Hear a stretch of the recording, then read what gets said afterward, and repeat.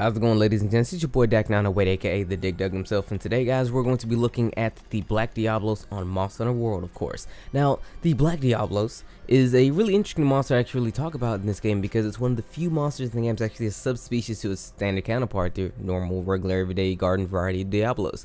Now, the one thing that's actually different about the Black Diablos is the fact that it is actually just a female Diablos that's undergoing it's going through heat, you know what I mean? It's mating season. It's trying to do what they do, you know. They're not necessarily mammals like they do on the Discovery Channel, but they're some kind of reptilian thing. Regardless, that's the whole point. She's ready to get it in, you know. So when they are, the coloring turns darker, black, if you will. And they tend to be a bit more aggressive. I mean, the Black Diablos has been a mainstay in Monster Hunter series for quite some time, a very long time, truth to be told. And I'm actually happy to see that it actually made its return in this game, just because, you know, every now and then it's good to see a couple of subspecies monsters in there, even though they did bring in the cookie cutter Pink Raytheon and Zerathlos and what have you. But that's enough about that. Let's talk about the Black Diablos proper. Now, the Black Diablos, like I said, is a bit more aggressive than standard Diablos. So when you go to fight it, you should know kind of what to expect. Just if you fought Diablos already, Black Diablos is basically the same thing. I mean, it's Diablos. The way in which Diablos actually works is there's not too much you can do with the formula, so to speak. So a lot of the things that you use when fighting regular Diablos is going to work the same way when fighting Black Diablos, and I mean that wholeheartedly. A lot of your attacks that you probably actually utilize things like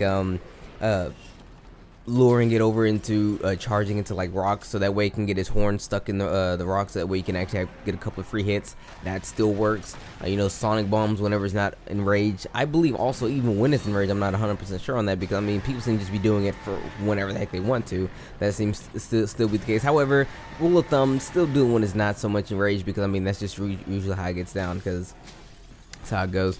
But there's really not too much different with the Black Diablos, and because there's not really too much different with the Black Diablos, I told myself, yo, let me bring my people in here. Now, I'm normally I normally hunt by myself. Yeah, you guys see it in the videos, whatever. But I decided, let me bring my people in here, you know, just to do it. You know what I mean? Just to do it. I mean, it's gonna be a quick fight. It's still Diablos. There's like the only real thing I can really tell you guys is actually a bit different from the regular Diablos that Black Diablos actually has. Is this attack that, if I believe, honestly, it stole from the Monoblos, where in which it gets in a 4-point stance. If you guys don't know what a 4-point stance is, if you've ever played football, if you ever play football and you see the lineman get down on the line, that is usually what's known as a 3-point stance. A 4-point stance when you put two hands on the ground. That is a particular stance usually relegated to what's known as the defensive end, people who are on the outside on the defensive side, so that way they can do what's known as cut blocking, where they just go straight for your knees, bam, they make you fall over and people get to go over you, that kind of thing. Or if they just really want to, I don't know, usually just for cut blocking. Anyway, it'll go into a 4-point stance, two hands on the ground, scratch his back leg, you know, charging up, so to speak, and then just aim straight at you. Now the thing is, this tech is pretty homing. It has quite, it's not like super homing, but there's a lot of, some more homing to it than a regular charge. I mean, it'll track you as it's charging up, and then as it goes, it actually has a bit more tracking as well. So if it is focused on you with that, if you're at a pretty decent distance, you can probably evade it. But if you're kind of close range, odds are to probably hit you with it, either it being a real good hit or broken hitbox hit. Because I mean, still Black Diablos, there's still a couple of weird hitboxes. I'll admit, there's a couple of attacks that has, especially when it comes from off the ground, hitboxes are kind of weird. Like you'll be blocking forward, and I mean, like it'll attack from the front, but then the tail will swing back, hit you in the back of the head. So it's kind of weird like that. You kind of see that happen here in this video a little bit later. I probably won't be still around to point it out, because we're going to be getting to the armor and things like that, because the armor is pretty good. And speaking of that, let's actually give a look-see at the armor itself. So the armor is not pretty bad at all. It's actually very good. It's one of those armors that you look at and it's like, you know what? I can't get mad at the skills it really has, and it pretty much has anything to offer to anyone who actually plays the game. Basically across all weapon types, save for like Lance or something like that. But anyway, let's look at one of its set mastery skills, the Diablos Mastery 2.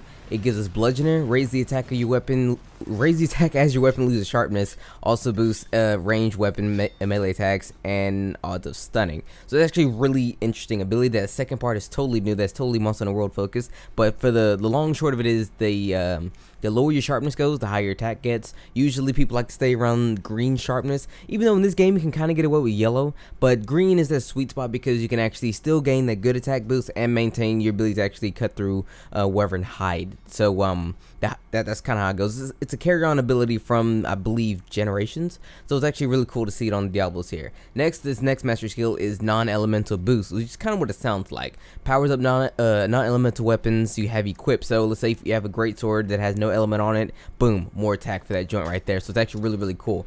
So it's one of those abilities that if you're not too keen, or if you're just really about that raw, if you're a really big fan of just raw damage, no element, then yo, it's looking kind of good right now for this set for you. Yo, having the Diablos Master Set 1 and the first one, well, both of those mastery sets skills are looking good for you, truth be told. But let's move over. Now we're looking at Focus 3. Increases the fill rate of weapons with gauges and the charge rate of weapons with charge attacks. So for instance, great sword, the charge rate for it will be slower. Oh, not slower, excuse me, quicker. Long sword, the spirit gauge will be increased, like quicker. You know, things like that. Anything with the gauge or charge, so like great sword, hammer, charge blade, long sword, switch axe, dual blades. You know, think all those weapons. I think a few more. Bow is another one. It increases in which the charge actually. Increase the speed in which the charge actually comes out, so it takes a quicker amount of time to actually get to your maximum potential with those particular weapons. So that's pretty much all I really can understand. And at level 3, it gives us the maximum efficiency that it can actually give us, so that's just really cool. Next, we're looking at Resentment. Really interesting ability. It's an ability that I myself really like. Yeah, this is definitely that kind of skill. Increases attack when you have recoverable health, the red portion of the health on your health gauge. So if you've taken a hit from a monster, odds are about 9 times out of 10, when you take a hit from a monster, it'll do the real damage and then it'll leave red health behind. That red health you can recover. You can actually just, if you don't get hit at all, you can wait it out to get the health back, or you can take Asteria Jerky to recover your red health. But if you have red health, no matter how slight, you get an attack boost for it. Now what people like to do, not in this game, but in Gen, what they would do was they would have this ability and also have recovery speed down, meaning it takes a lot longer for your red health to recover, so that way they can keep their attack boost for longer. It's a pretty cool skill. It's kind of play with fire with this skill. You kind of have to like force yourself to get hit, but I mean the attack boost is sometimes worth it. Not so much this time around. I mean it's a smaller bonus, but I mean maybe I can make a set that'll make it really work. But next we have Marathon Runner, level 1. Reduces continuous stamina depletion, basically running, so that's, you know, that's pretty cool. Next, we're looking at Part Breaker. Part damage increased by 10%. So if you're hitting a particular part of a monster that can actually break, it'll do 10% more damage, because that's cool. Now, next we're looking at Normal Shots. This is good for you gunners out there. I believe bows as well? Yep, bows as well. Increase the attack power of normal ammo and normal arrows, and that's literally it. There you go. For people who like to use those normal shots out there. I'm looking at those hardy people, but then again, there's no people out there like that anymore. We have slicing shot and sticky ammo, and I mean, no one uses normal shots anymore. You just use slicing and sticky. I mean, that's all I say whenever I use bow users or bow gun users, excuse me. Lastly, we have heroics. Increase the attack power and defense when health drops to 35% or lower. Now, the cool thing about heroics is you definitely want to get this on as high as you can get it, so that way you can literally be like this super massively hulking, attacking, defensive of a person. Because I mean, when you get to 30% and your defense by 40 points at the very bottom down there, you're pretty strong. Okay, that's how people do speed runs with heroics. So that's that. Now, lastly, last thing I'll say about the Diablos armor is that a lot of people like to mix and match the black Diablos and the regular Diablos armor. They like to mix and match to get a couple of skills out. Like if you guys this is the alpha set. I'll show you the beta set really quickly. The skills for the beta set, I mean, they're same as the alpha for the most part, but you lose like all those other ones that aren't really too good, like the ones that kind of random, like marathon running, you just kind of lose those, just whatever. But people like to mix and match between the two Diablo sets, so that way they kind of get what they really like, because they get the best of both worlds. Where one is definitely more attuned to a little bit more greatsword, the other one is a little bit more like hammer. they kind of mix the two together to kind of get their ultimate Diablo set. And the cool thing about it is you can do that because your Diablo's mastery skill is still the same because you're still using Diablo's parts. So if you're thinking, yeah, I would really like some Slugger, but I really like some Resentment, shoot, slap both of them joints together, get it going. Now lastly, the very last thing I want to talk about is his weapons. They suck, and that's it. Moving over now. I know that was kind of anticlimactic, but like, guys, if to know anything about Diablo's weapons, swallow this pill, okay? Swallow this. Diablos has a set of dual blades that awaken to ice.